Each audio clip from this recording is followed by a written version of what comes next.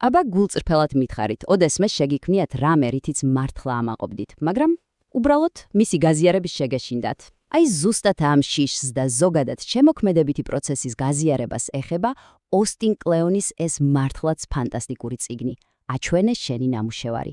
ხო და დღეს სწორედ მის მთავარ, ყველაზე პრაქტიკულ იდეებს ჩაუღრმავდებით.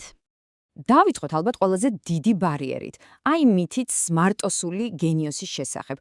მოდით კარგად გავიაზროთ, რატომ არის ეს იდეა ასეთი მავნე და რატომ რჩება ამის გამო უამრავი საოცარი ნამუშევარი უბრალოდ უჯრაში. ალბათ ყველასთვის ნაცნობი სურათია, არა? ვიღაც გენიოსი, რომელიც სადღაც სხვენში ან სახელოსნოშია ჩაკეტილი, წლობით მუშაობს საიდუმლოდ და ბოლოს წან სამყაროს წარუდგენს თავის უნაკლო იდეალურ შედევრს. მაგრამ კითხვა ისმის, რა თუ ეს მთელი სცენარი უბრალოდ ტყუილია და მეტიც, რა თუ ეს მითი პირდაპირ გვაზიანებს. სწორედ ეს იდეა გვაიძულებს ვიფიქროთ, რომ ჩვენი ნამუშევარი, ჩვენი პროცესი ჯერ არ არის მზად საჩვენებლად და ეს ჯერ შეიძლება სამუდამოდ გაგრძელდეს.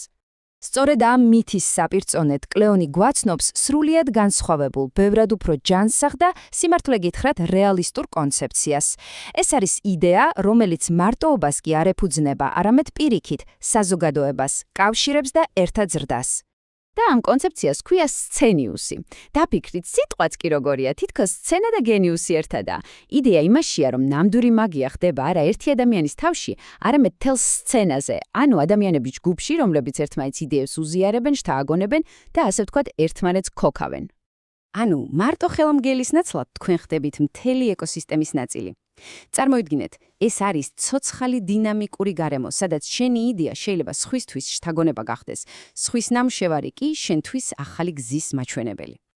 და ყველაზე მაგარი რა არის, იცით? დღეს ინტერნეტის ეპოქაში ამ სცენიუსში ჩართვა წარმოუდგენელად მარტივია. არ გჭირდებათ პარიზში ან ნიუ-იორკში ცხოვრება. შენი საზოგადოება, შენი სცენა შეიძლება იყოს ონლაინ, სულ რაღაც ერთი კლიკის დაშორებით. მთავარია უბრალოდ მონაწილეობა მიიღო. კარგი. და როგორ მივიღოთ მონაწილეობა?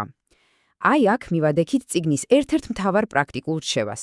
ფოკუსი გადაიტანეთ დასრულებული იდეალური პროდუქტიდან თვითონ პროცესზე და დაიწყეთ სწორედ ამ პროცესის გაზიარება.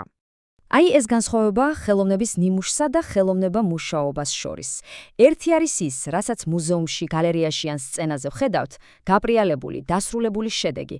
მეორე კი არის ის, რაც კულისებს მიღმა ხდება.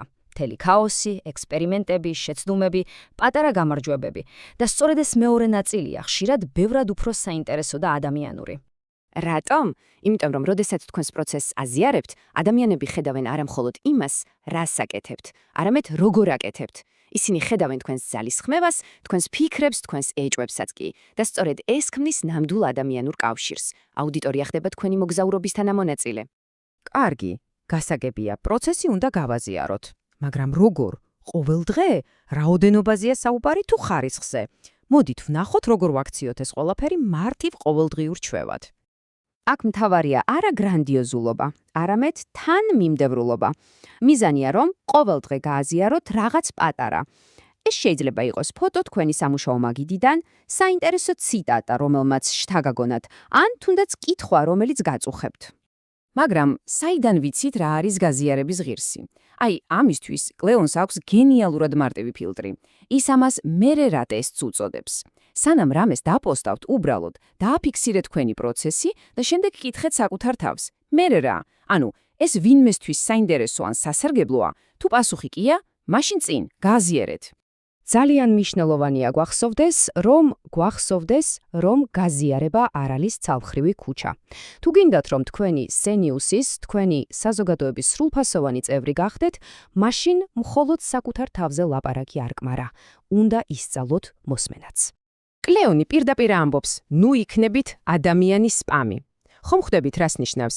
ესაა ადამიანი, რომელიც ყველგან მხოლოდ საკუთარ ნამუშევრებს პოსტავს, ლინკებს აგდებს და სხვის აზრს საერთოდ არ აქცევს ყურადღებას. ეს არის დიალოგის კარიბჭის ჩარაზვა. ამის ნაცვლად იყავით კარგი გულშემატკივარი. დაინტერესდით სხვების ნამუშევრებით, დაუსვით კითხვები, გააზიარეთ ის, რაც მოგეწონათ. ყოველთვის მიუთითეთ, ვინ იყო თქვენი შთაგონების წყარო. როდესაც გულუხვი ხართ თქვენი ყურადღებითა და ცოდნით, ეს ყველაფერი უკან გიბრუნდებათ. თქვენ ქმნით გარემოს, სადაც ყველას უხარია ყოფნა და გაზიარება. კარგი, ამდენი ვისაუბრეთ და ახლა ყველაზე მთავარი მოქმედების დროა. მოდით თეორიიდან პირდაპირ პრაქტიკაზე გადავიდეთ. რა შეიძლება გააკეთოთ? აი დღესვე, ახლავე, რომ ეს ყველაფერი დაიწყოს. ნაბიჯი პირველი, ძალიან მარტივია. დაფიქრდით, რაზე მუშაობთ ამჟამად. ეს შეიძლება იყოს უბრალოდ ჩანახატი, დამთავრებელი ტექსტი, მუსიკალური იდეა, ნებისმიერი რამ. გადაუღეთ ფოტო, ან უბრალოდ დაწერეთ ამის შესახებ და გამოაქვეყნეთ ონლაინ. ჰეშტეგით show your work. სულ ესაა. ამ ერთი ნაბიჯით თქვენ უკვე უერთდებით შემქმნელების უზარმაზარ გლობალურ საზოგადოებას. ასე რომ, სანამ დავასრულებთ, ერთი წამით დაფიქრდით, კონკრეტულად რის გაზიარებას აპირებთ დღეს. თქვენი პროცესის რომელ ერთ პატარა, არასრულყოფილ, მაგრამ ნამდვილ ნაწილს გაუზიარებთ სამყაროს. დაიმახსოვრეთ, მთავარია არა ის, რომ სრულყოფილი იყოთ, არამედ ის, რომ დაიწყოთ.